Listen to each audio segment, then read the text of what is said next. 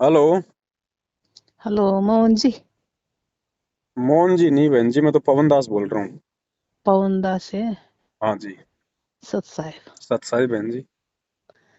परमात्मा का phone number नहीं तुम्हारे पास? परमात्मा का फोन नंबर तो सबके पास है, अगर कोई सही तरीके से अगर मिलाए तो, आत्मा से अगर पुकार करे तो। सही तरह पुकारते मैं भगत जी। क्या करूं मैं बहुत परेशान है भगत जी। परेशान तो बहन जी सब हैं यहाँ पे, ये लोग ही परेशानियों का, यहाँ पे सुख कैसे हो सकता है? नमक की क्या बोरी में करूं हम भगत अगर जी। मीठापन ढूंढेंगे तो कैसे मिलेगा बहन जी? हाँ। नमक की बोरी में मीठा ढूंढे तो कहाँ से मिलेगा? हो नमक की बोरी है मेरे पास, सब नमक की बोरी है। क्या करना आप? दुख तो सबके ऊपर है बहन जी, किसके पास नहीं। आज गुरु जी खुद आज आज ये दिखा रहे हैं कि बेटो मेरे से बड़ा दुख तो किसी के ऊपर आ ही नहीं सकता। खुद गुरु जी हाँ जेल में बैठे हैं इतने वो दुख भी लेके। वो भी हम सही भगत है। कहाँ से हम सुखी हो जाएंगे, ये बात बताओ। वो भी सही है परमात्मा का। हैं? परमात्मा इसीलिए तो दिखा रहा है ना कि मेरे बच्चे बार बार मेरे से प्रार्थना ना करें, अपने मन को छोटा ना करें। ये देखें कि जब हमारे गुरुदेव साक्षात परमात्मा है, और वो भी एक लीलामय रूप में, हम भक्तों को ये दिखाने के लिए, हमारी हिम्मत बंधाने के लिए कि बच्चों, इस काल के लोक में जब भगवान को भी इसने नहीं बख्शा तो तुम्हारी औकात क्या अगर तुमने भक्ति नहीं करी तो। भक्त कर रहे भगत जी मैं। पर वो भक्ति करके भी मेरे ऊपर बहुत परेशान आ गुरु रहे। जी के क्यों आ ऊपर भी रहे तो हैं ऐसे? भक्ति करते करते दुख आए हैं। अरे हम तो मर्यादा खंड कर सकते हैं, गुरुजी कौन सी मर्यादा खंडित कर देंगे? वो भी नहीं, तो एक भगत मर्यादा की नहीं खंड भूमिका में करते। मरी, वो भी तो एक भगत की भूमिका में मरी। अपना भक्ति करते हैं, आरती भी करते हैं, मंत्र भी करते हैं, सब करते हैं ना गुरुजी। हाँ। जब उनके ऊपर भक्ति करते करते दुख आ सकते हैं तो आप और हमारी क्या औकात है, नहीं आएंगे? हाँ। वो परमात्मा भी एक सही बात है। उदाहरण पेश करते हैं बहन जी, अपने ऊपर लेके हर बात को। वो भी सही बात है। और दुख भी भक्ति से ही मिटेंगे, ये भी कहा गुरु जी ने कि बच्चों दुख भी इस भक्ति के करते रहने से ही मिटेंगे। मालिक कहते हैं ना कि राम नाम जपते रहो जब तक घट में प्राण, कबू तो दीन दयाल कह भिनक पड़ेगी कान। कभी तो सुनेगा परमात्मा, ये सोच के भक्ति करते रहो। और बहन जी आज से पहले जितनी भी महान आत्माएं हुई हैं जिनका गुरु जी हमें सत्संगों में जिक्र करते हैं, चाहे धर्मदास जी हो, मीरा जी हो, धन्ना जी हो, रविदास जी हो, मंसूर जी हो, बताओ बहन जी क्या उनके जीवन में कभी कोई सुख आया था? नहीं, सुख नहीं बताओ। आया मगर वो इसमें सत्संग में लोग जाते ना, वो मेरे को ऐसा बोलते उसमें। हाँ, हमको ये लाभ होगा, हमको वो लाभ होगा। मेरे को घर नहीं होना। घर सब पड़ गया। मैं अभी झोपड़ी में रहती हूँ। मेरे को घर नहीं होना, मेरे को धन दौलत कुछ नहीं होना। मेरे को शारीरिक समस्या है। अन लोग कुछ भी बोलते हैं। एक बेटा, दो बेटे, एक बेटी थी भगत जी। मेरे को एक बेटे को बहू ने मार डाला। ऐसी हम्म। गंदा चाल है तो उसमें वो हम्म। लोग को पकड़ के उसने मार डाला। वो बच्चे अनाथ आश्रम में डाले। हम्म। सके बहन के दूल्हे लेके भाग गए। हम्म। दूसरे मिलिट्री मैंने भगत जी बहुत पैसा लगाया मैंने। हम्म। ये इसमें आने के पहले बहुत पैसा लगाया, हम्म। इधर से उधर से हम्म। काम करके। हम्म। बहुत हमारे कम खेती नहीं, कुछ नहीं। हमारे घर वाले हम्म। वो हमारे करते, पोते हम्म। उठाते किंटल किंटल के, पड़ते झड़ते। उनका पाँव को भी एक्सीडेंट होया, मेरा भी होया। फिर भी फासले मुंडे मेरा पाँव टूटे। फिर भी हम काम करते, अन खाते। वो शेजारी लोग है ना, वो क्या करते, हम बहू, छोटी बहू है ना, मिलिट्री मैन की औरत, वो माँ बाप के यहाँ रहती। हमको बोलती भी नहीं, लड़के को बोलो देती भी नहीं, पैसा दे देती भी नहीं, दिखन देती भी नहीं, कुछ नहीं। यहाँ आती अन बहुत झगड़ते, मारने को दौड़ती, कुछ भी बोलती। अन हम्म। शेजारी घर में जाती अन उसको एक के दो लगा के देती। वो बेटा फोन पर कुछ भी बोलता भगत जी। हम्म। ये है मेरा समस्या। कोई बात नहीं बहन जी, ये समस्या परमात्मा आपको क्यों दे रहा है पता है? हम्म। आपका मोह भंग करने के लिए, कि कहीं आपकी आस्था आपकी आपकी बेटे की बहू में, आपके बेटे में, इनमें ना रह जाए। तो देख लो भाई, ये बेटे बहू हैं आपके? नहीं है ना? है ना? नहीं है ना आपके, ना आपका बेटा आपका है, ना आपकी बहू आपकी। अगर आपके होते तो आपको प्यार से रखते, हाँ। तो परमात्मा आपका मोह भंग कर रहा है कि बेटी इनसे आस्था हटा ले और अपने गुरुदेव में आस्था लगा ले। बाकी 2 टाइम का खाना तो मिल ही रहा होगा जैसे तैसे।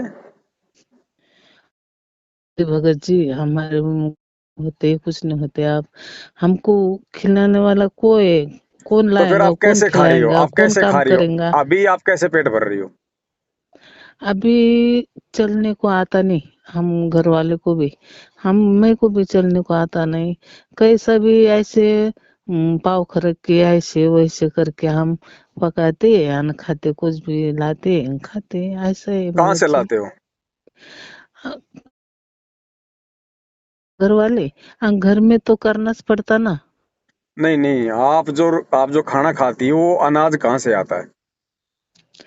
अनाज ही कंटूर गिंटूर मिलता है ना सस्ते में, कभी फुकट में, ऐसे मिलते ना भगत जी। पॉकेट में कहाँ से? कभी कभी फुकट भी आ जाता है कंटूर कैसे? हमारा राशन। आप वैसे किस वो समाज से हैं आप? कार्डक में कभी कभी पैसे के भी आते हैं।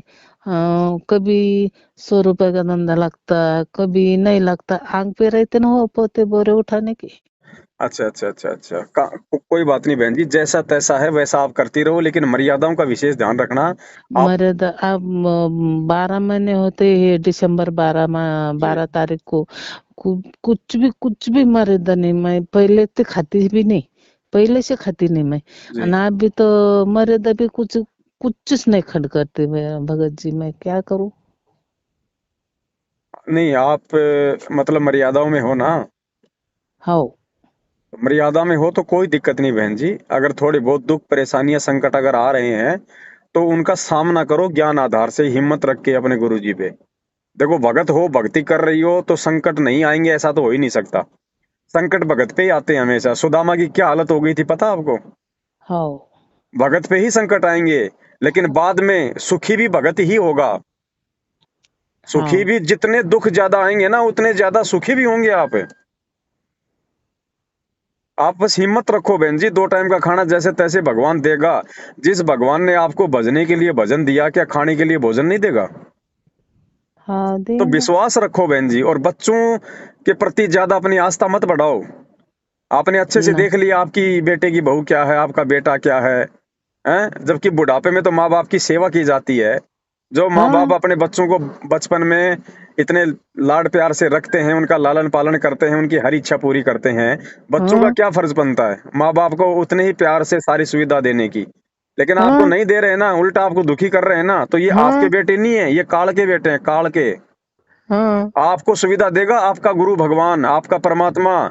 जिस दिन आपकी जिस दिन आपके बूते से बाहर की बात हो जाएगी ना, उस दिन परमात्मा कोई न कोई व्यवस्था अपने आप कर देगा अपने बच्चों के लिए। लेकिन जब तक हाँ आप कर ऐसी सकते हो बोलती, तब तक आप करो। ऐसे बोलते तुमको मरने के बाद कोई उठाएंगे नहीं, म्युनिसिपालिटी को भी उठा दूंगा नहीं तो मैं, ये, आप एक बात आऊंगा बताओ भी बहन नहीं जी, मैं, तुमको सुनो, देखूंगा भी नहीं। अब एक बात बताओ, जब आप मरी जाओगी तो आपको चाहे म्यूनसिपालिटी उठाओ चाहे कोई गांव वाले उठाओ, आपको क्या लेना देना? आपको पता ही नहीं मुझे कौन उठा रहा है। हमें क्या लेना मैं देना बहन जी मरने के बाद में? ये वो तो मिट्टी है शरीर, उसको कोई उठाओ चाहे ना उठाओ, जलाओ चाहे गाड़ो चाहे फेंको चाहे उसको जानवर खाओ, उसका कोई हाँ, मतलब ही नहीं है। आपको चिंता ही नहीं होनी वो चाहिए इस वो बात की तो। ऐसे बोलते ना, कुछ भी बोलते भाई। देखो, वो तो कुछ भी बोलेंगे, वो क्यों बोल रहे हैं आपको पता है? हाँ। वो काल भगवान की प्रेरणा से आपको भक्ति से नीचे गिराने के लिए, कि आप ये भक्ति छोड़ दो और हमारे रंग में रंग जाओ। आप भी खाना पीना शुरू कर दो, सारे काम धंधे शुरू कर दो जो वो कर रहे हैं। काल ये चाहता है बहन जी, आप इस काल भगवान की चाल को समझो। वो आपको भक्ति से नीचे गिराना चाहता है उन लोगों के माध्यम से, आपके ऊपर दबाव देके। देखो, आदमी है ना, आदमी बाहर वालों की सारी बातें सहन कर लेता है, लेकिन जब उसके अपने घर वाले उसके खिलाफ हो जाते हैं ना, तो उसका मनोबल टूटने लगता है ना। हाँ। तो इसी प्रकार काल जो है आपके घर वालों के माध्यम से ही आपको भक्ति से नीचे गिराने का लगातार प्रयास करेगा। हर बार आपको इंजेक्शन लगवाएगा, तू ये नहीं करती, तू वो नहीं करती, तू हमारी माँ नहीं है, तू ये है, तेरे को घर से निकाल देंगे, आज तेरा सोलह बाद पंद्रह में क्या बरस हो होगा। गए भैया, तो भगत जी ऐसा बोलता हो, ऐसा कुछ ही नहीं ऐसा ही बोलता, बोलता ऐसा हाँ। बोलता। तो आप है ना, आप थोड़ा सा बहन जी धैर्य रखो, शांति रखो, अपने गुरु जी पे विश्वास रखो, और हर मुसीबत में हर संकट में अपने गुरु जी से आप जी जो है प्रार्थना करती रहो परमात्मा से। परमात्मा सक्षम है बहन जी, क्या नहीं कर सकता हमारा भगवान है। परमात्मा कहते हैं साहिब से मालिक कहते हैं कि साहिब से सब होत है, बंदे से कुछ नाही, वो राई से पर्वत करे, फिर पर्वत से राही है। और सतगुरु जो चावे सो कर दे, भरम पड़ो मत कोई, सेऊ धड़ पर शीश चढ़ाया, पाछे करी रसोई। हमारे गुरुदेव भगवान सतगुरु रामपाल जी परमेश्वर क्या नहीं कर सकते बहन जी। मालिक चुटकियों में, जब एक तीन लोक का भगवान श्री कृष्ण अपने भगत सुदामा के लिए सुदामा पूरी रच सकता है, उसको धन धान्य से परिपूर्ण कर सकता है। अरे हमारे परमात्मा तो वास्तव में त्रिलोकीनाथ है। 21 ब्रह्मांड काल के, सातसंग ब्रह्मांड, अक्षर पुरुष के और सतलोक, ये तो तीनों लोगों का त्रिलोकीनाथ है बहन जी। ये परमात्मा अपने बच्चे को क्या नहीं दे दे, लेकिन ये परमात्मा देगा नहीं। क्यों नहीं देगा? क्योंकि जब तक हमें ज्ञान नहीं होगा। जिस दिन हमें ज्ञान हो जाएगा, माया का सदुपयोग करना हम सीख लेंगे, फिर देखना परमात्मा कुबेर के भंडार भर देगा। कुबेर के भंडार। आप कहीं घर से बाहर जाओगी तो चाबी कौन से बच्चे को देके जाओगी? समझदार को, या फिर जो 2 साल का उसको दोगी? जो समझदार उसी को दोगी ना।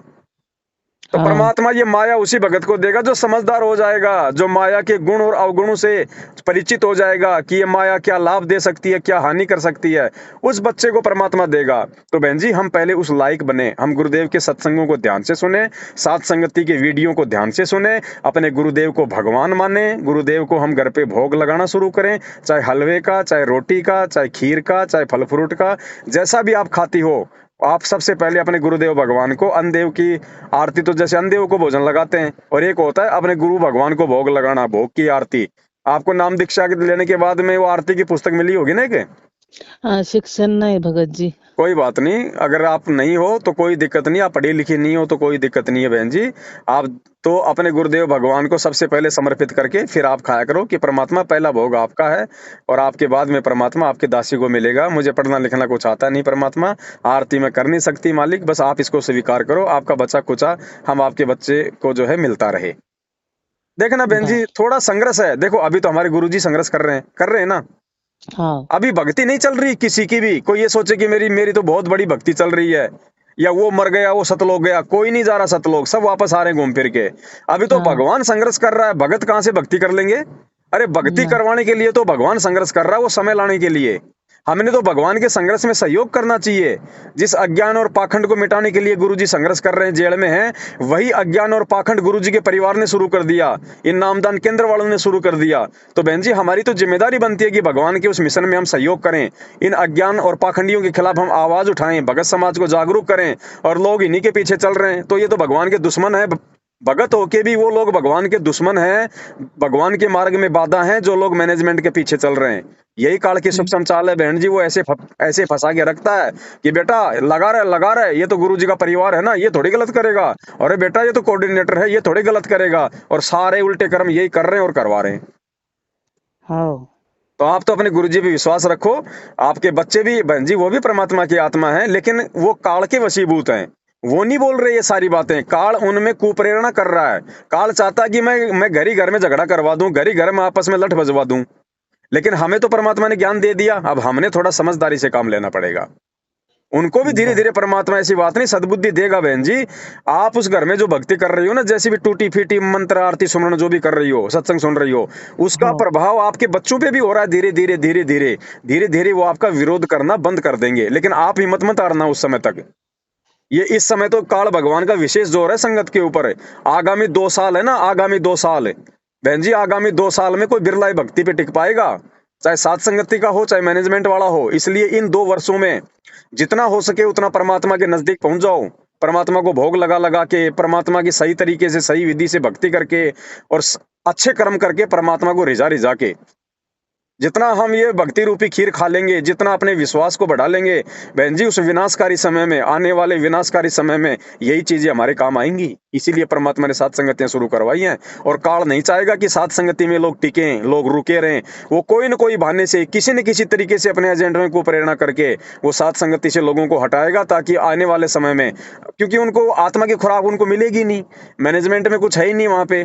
और सात संगतियों से हट जाओगे तो फिर आप जो है मतलब दोष पैदा कर लोगे अपने भगत भाइयों बहनों के प्रति, तो फिर आपके अंदर भक्ति बनेगी नहीं, आपके अंदर विश्वास उत्पन्न होगा ही नहीं, आपके अंदर दोष पैदा हो जाएगा। तो धीरे धीरे काल न- आपको अंदर से खोखला नहीं कर नहीं देगा, नहीं, और वो यही चाहता है। परमात्मा को मैं दोष नहीं देती, मैं पहले से भी दोष नहीं देती हाँ, तो देना भी नहीं भगत चाहिए। जी। अगर ऐसी कोई परिस्थिति आ जाए तो गुरु जी कहते हैं भगत ने अपने आप को ही दोष देना चाहिए कि भगवान हो सकता है मेरी कोई गलती है।